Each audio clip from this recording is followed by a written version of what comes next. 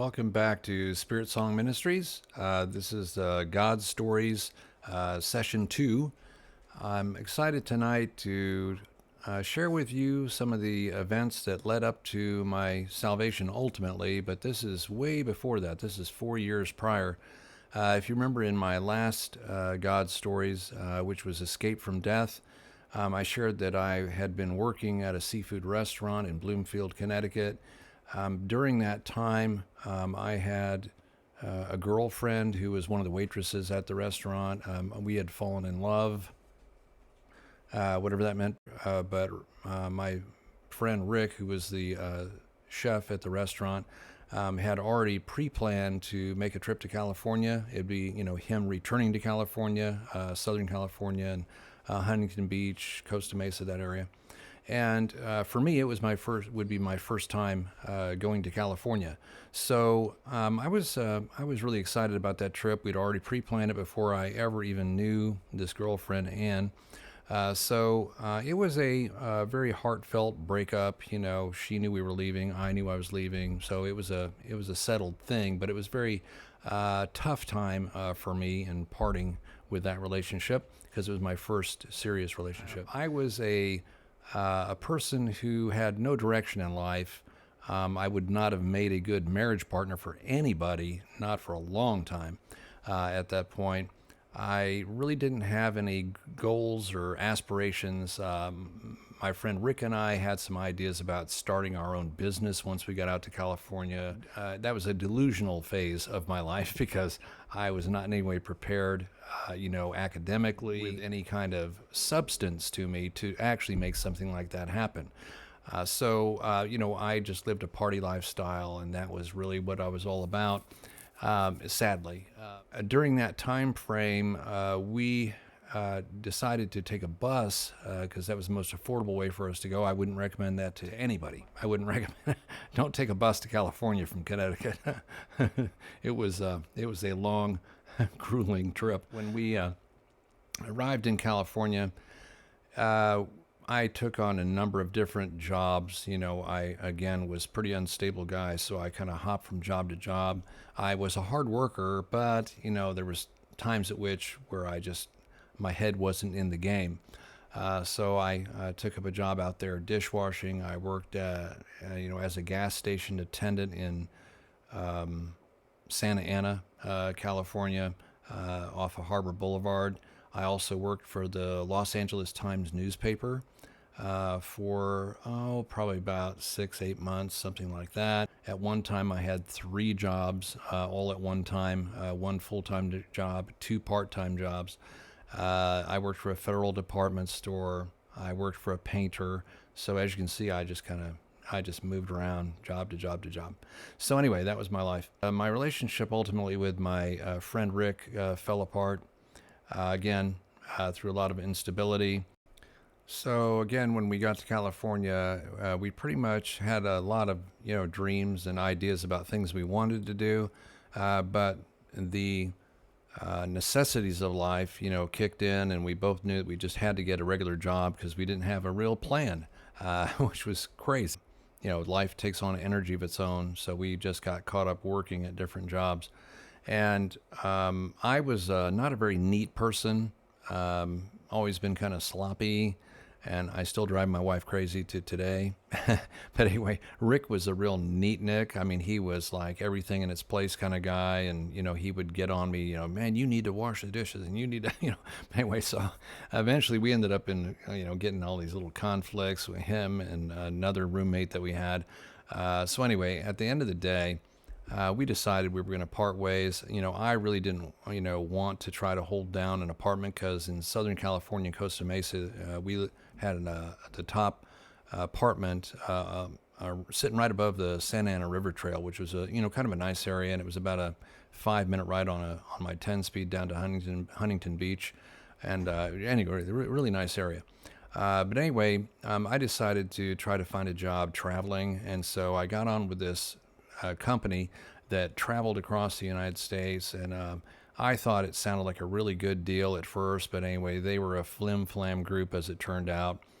They did door-to-door magazine sales, and it was under the guise of some college awards program, which was a big sham. Anyway, I traveled with them for about 6 months, roughly. And they traveled through from California further south into some of the southern states like, Louisiana. We were in Baton Rouge. I'm trying to think of all the different places. I think Alabama.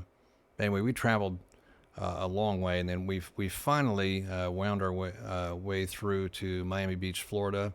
And I just had so many close calls with these people, and crazy party times. These people were all drinkers and partiers and all that stuff. And so this was going on. We had a caravan of 3 cars traveling across the country, and it was a wild group of people. One of the guys who ended up my manager was actually a guy who was running from the law. He had robbed a bank, and anyway, Steve Walsh. He was not a good guy. And there was a guy who'd heroin dealer. So the company itself was just crazy. The guy who started off there, named Dan, he was about 45 years old, and he was the president of the company. At some point, he decided to leave the company, and he handed it over to a lady named Darlene, and she had a crazy husband. He was an ex-Vietnam vet, and he had flashbacks. Very violent guy. Came after me on a couple of occasions, and there was a lot of different stuff going on there. It was just like I said, you cannot even imagine these people that I traveled with. And so, and actually, I'm not the same guy that I used to be. So, if you're familiar with the passage of Scripture in 2 Corinthians 5:17, it says, "If any man is in Christ, he is a new creation. The old has passed away. Behold, all things have become new." So if you saw the guy I used to be, unrecognizable, thank God. Thank God. So I'm very thankful for all of his interventions in my life. But anyway, moving on. So at some point, after we'd stayed a month in Mission Bay, San Diego, stayed at a nice hotel there, and we went on pontoon boat rides on Mission Bay, and but all the while, this was all the partying going on and all the insanity with this group of people. And finally, I had enough, and I just decided I was going to go back home to Connecticut. So I took my last check with them, and I headed from Miami Beach, Florida, for Connecticut. There's stories within stories here that I could be telling, but I don't want to just drag the whole thing down, because you can get into all the minutia. But there was a lot of crazy things that happened to me on the way. People trying to run you down with their car, people holding guns on you. Just a lot of crazy things happen. But anyway, at some point, a guy dropped me off on a highway, and I got a ride to a spot in Vero Beach, Florida. I was sitting on a street corner. Actually, it had been raining for 3 days straight. I had taken up with a group of hitchhikers prior to that. There was about 5 or 6 of us, and we had to, scale a fence to get inside a lumber yard to get underneath one of their shelters to get out of this torrential rain. And then after that, we got out of there, and then we decided to split up because you can't get a ride with 5 or 6 people. It's impossible. So anyway, I finally got a ride, and I walked for a couple blocks in this torrential rain, and I ended up just sitting on a street corner. I had 2 duffel bags, one that I carried across my shoulders. I had a guitar case with my guitar, and another duffel bag that I would sometimes carry across the back of my head on top of the other duffel bag. So anyway, that's kind of how I got around. And anyway, I had both these duffel bags sitting on the ground, on the sidewalk in this torrential rain, and my guitar, which was not good. I had long, thick hair back then, and I'd been in the rain, as you can imagine, for 3 days and longer than that, hitchhiking. And so I had what were once white painter's pants. They were no longer white painter's pants, getting splashed with mud. I mean, I was a mess. I was a real mess. And so some young guy, I was 19 years old at that time, This guy pulled up in a sedan, and he rolled the window down and said, "Hey, you want to get out of the rain?" I go, "Yeah." He goes, "Well, throw your stuff in, you know." So I threw my stuff in the back seat, and I climbed in the front. And so his name was Steve also. And he drove us to this house in Vero Beach. And it was just a little ranch house. And I had no clue, you know, what this was about. I just was happy to get out of the rain. So he goes, "Well, come on, come on in, you know." So I left my stuff in the car, and we head up to the front door. And I'll tell you, I'll never forget. As soon as he knocked and they opened the door, I set foot over the threshold, and I felt the presence of God. Now, as I mentioned in my last video, I didn't know anything about God as such. I had a couple weird experiences with some people who called themselves Christian, who were like, you know, hippies, and had some friend of mine drag me into a smoke-filled room where they're smoking weed, and the guy said, "You want to ask Jesus in your heart?" Smoking a joint. And so I was like, "No, get me out of here." So so I did have a couple weird encounters with Christians, right? But anyway, but this was different. This was way different. I mean, as soon as I set foot in this house, I felt the presence of God, and I didn't have any verbiage for it. I didn't know what this was. I said, "What is this?" And so he said, "Hey, don't worry, man. It's cool." He said, "These people are great." He said, "It's a ministry." And I'm like, "Oh, a ministry. All right, what is this?" And he said, No, they're cool. They'll let you wash your clothes, give you something to eat." And I said, "Oh, okay." And so anyway, this guy came around the corner from another room, and as he walked up to me, his name was John. So he introduced himself. He was an old guy. He was 26 years old. Really old dude. Anyway, but he came up to me, and you know, he said, "Hi, I'm John," and he shook my hand. And you know, at that time in my life, I really didn't trust anyone. My trust level was really low, you know, because I lived in some really strange places, encountered a lot of strange people, and so I didn't really trust people. But immediately, this guy was so full of the Holy Spirit, I immediately trusted him. And the closer he got to me, the bigger the smile on my face got. And I was like, "Wow, who are you?" You know? And so I shook his hand, and I was just blessed to meet this guy. And so he said, "Hey, you're welcome here." He said, "You know, you can, you know, get in some clean clothes." And he said, "We'll get you something to eat," and so on and so forth. So anyway, so it was a very, very warm welcome. And so I met the other people there, and it turned out this was a home church. It was a holiness group. It was actually called the Latter Rain Ministries. And the head elder's name was Alan. He was the oldest guy there. He was 34 years old. Back then, that kind of seemed ancient compared to a 19-year-old. And his wife and him ran this ministry. There was another guy named Martin. I can't remember his last name at the moment. But anyway, he was a super nice guy, tremendous musician, keyboard player. But anyway, he had quite a story, which I won't get into now. And then there was another guy. Let's see, there was John, Allen, Martin. Okay, I can't think of the other guy's name at the moment. So I was really taken by them. They did Bible studies, and when they would pray, literally I had to leave the room to start with. Because I was so uncomfortable under the conviction of the Spirit that I just couldn't even stay in the room. So I would get up and go in this back enclosed porch with my guitar and play some Cat Stevens songs or John Denver or whatever I was playing.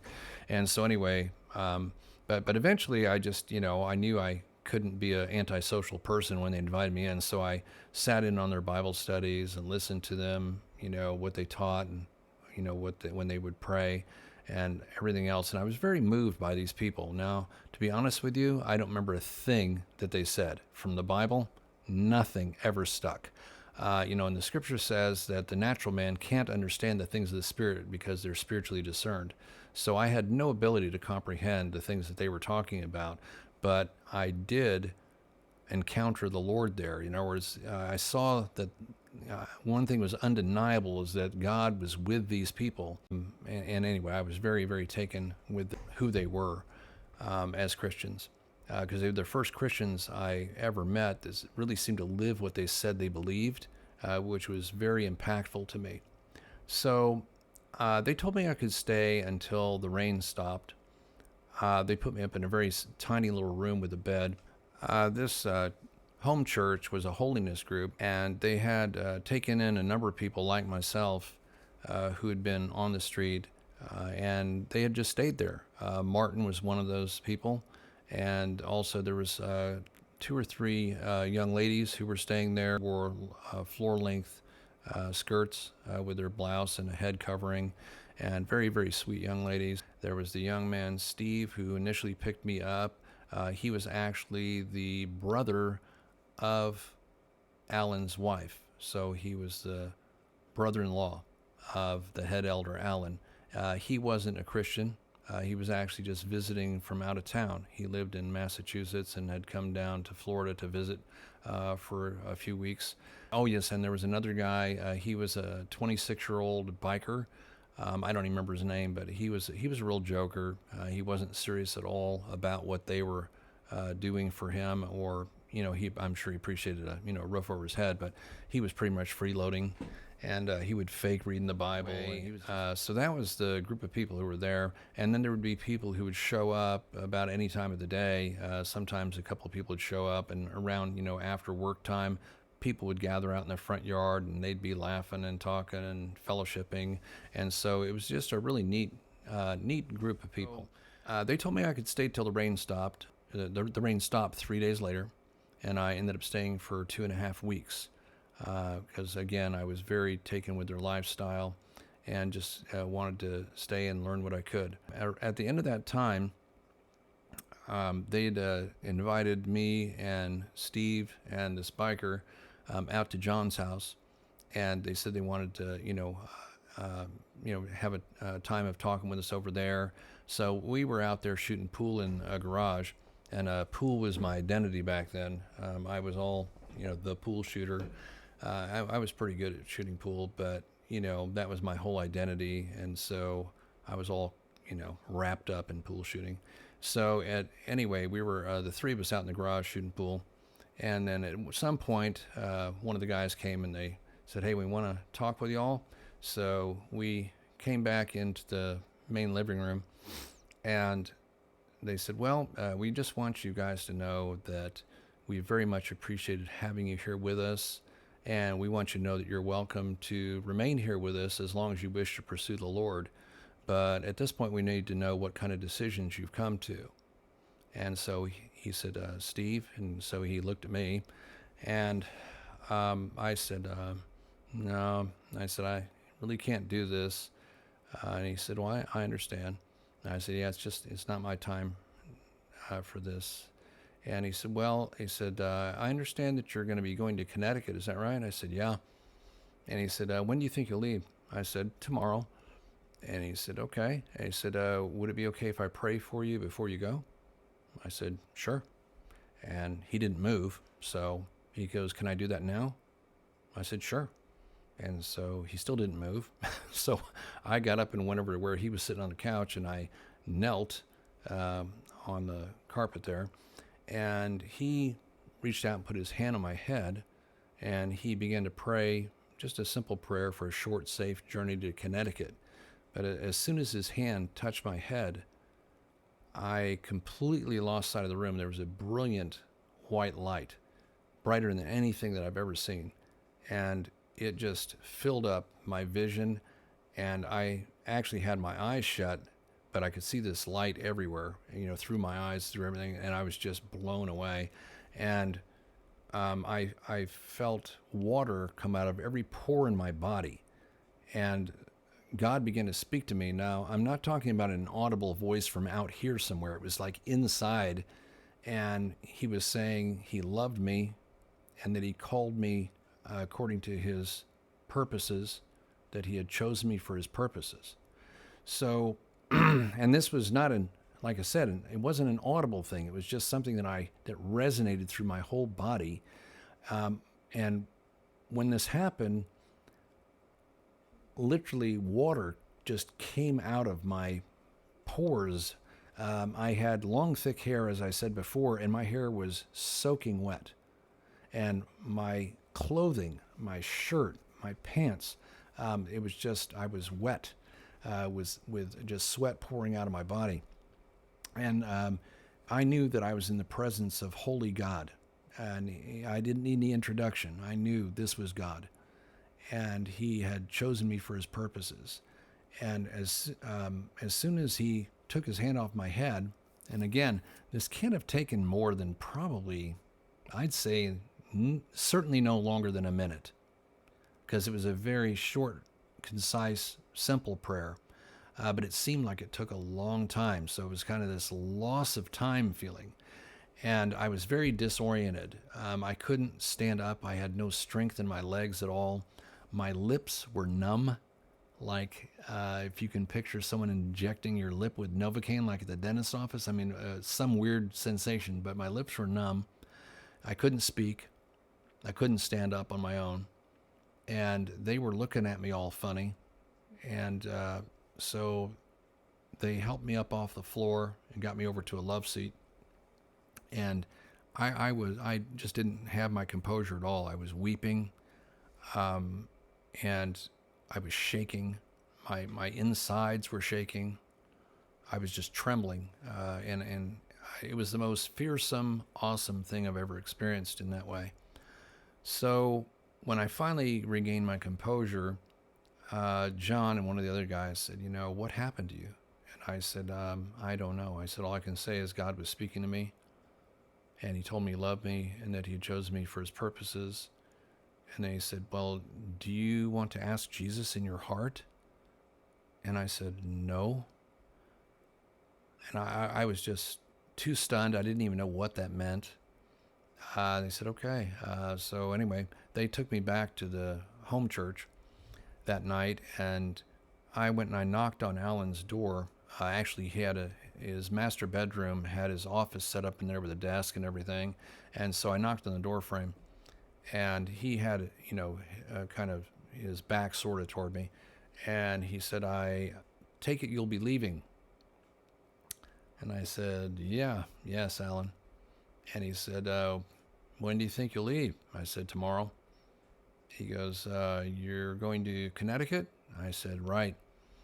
He said, would it be okay if I pray for you before you go? I said, no. So I was probably white as a sheet, and I was just, I was a wreck. And so I was like, no, I don't know about that. I don't want to experience that again. And so he looked at me and he said, well, tell me what happened, So I told him the whole thing. And he said, would you do me a favor? I said, sure, Alan, I'll, anything. And he said, well, don't leave tomorrow. I said, okay. I said, what would you like me to do? He said, do you own a Bible? I said, nope, I don't. He said, well, here, let me give you one. So he reached up into his bookcase and he grabbed a leather-bound red letter King James Bible, and he handed it to me, and he said, well, now you have a Bible. I said, okay, well, thanks. And I said, what am I supposed to do? He said, well, there's a tropical fish farm that was donated to the church, and it was abandoned, and it's got a bunch of fish pools out there with tropical fish, and there's an alligator. I'm like, oh, great. Great. And he said, but anyway, there's a cabin with no electricity or running water, and there's also a 6-man cabin tent out there. And he said, what I'd like to do is have the guys drive you out there, and you all can stay out there for the night. And he said, then they'll leave you there in the morning. And he said, you can come back here for dinner Sunday. And so I said, well, okay. So remember, this was Thursday night, so it was Friday they were going to drive me out there. So I was like, all right. So I said, but what do you want me to do? And he said, read the book of John and pray. I said, well, I don't know how to do that, Alan. And he said, just read the book of John and pray. I said, I don't know how to do that. He said, just talk to God. I go, oh, okay. I can do that.